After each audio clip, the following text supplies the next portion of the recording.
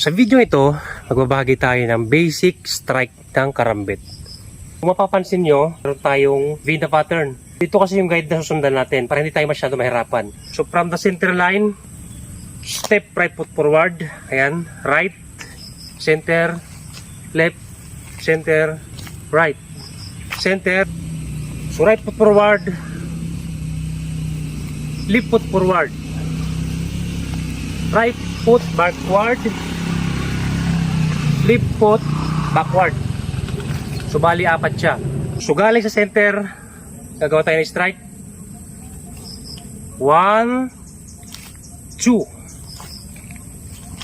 1, 2. 1, 2. 1, 2. 1, 2. 1, 2. 1, 2.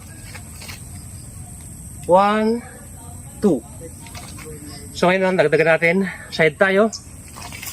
1, 2. 1, 2.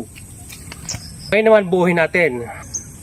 1, 2, 3, 4, 5, 6, 7, 8, 9, 10, 11, 12, 13, 14, 15, 16, 17, 18, 19, 20.